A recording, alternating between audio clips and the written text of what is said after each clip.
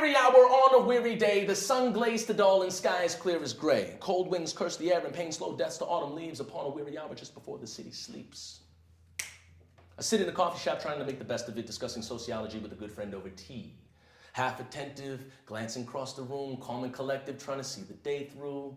Realizing I cheap-talk my lines, free-struck my pride, and sleepwalk my time to a beat named life. When her phrase blindsided my thoughts, trained, handcuffed my attention, and boiled my heart to constriction. In the instant my ears would kiss with the simplistic deliverance from her lips, she said, sometimes I had to look in the mirror to remind myself I was Korean.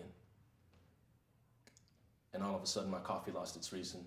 The next thing on my mind wasn't worth speaking, and the little sunshine that remained in my eye turned to a moonless evening. I replied parallel in time as a young gentleman soaked in melanin passed by dressed in expensive bright threads of large logos, sagging pants, twisted cap, and a necklace ornamented around his neck with a medallion that shined brighter than the sun's complexion. Time and parallel, replied I. Your experience, I can relate with. When the society outside of you reflects more than a majority of white faces, sometimes you begin to forget your own.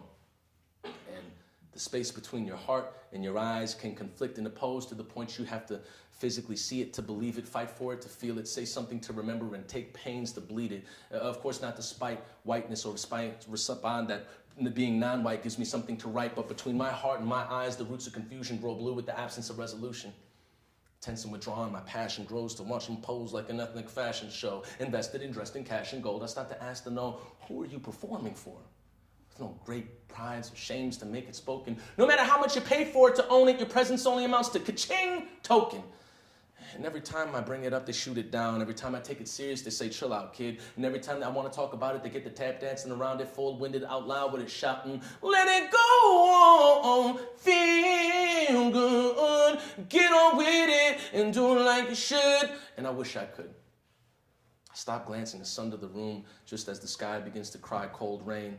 I look her in her eyes and tell her, thank you for giving words to such a well-known pain I haven't been able to define for the longest time.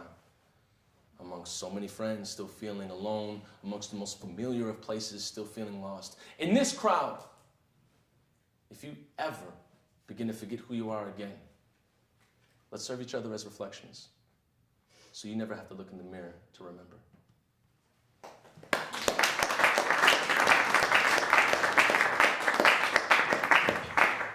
Last three.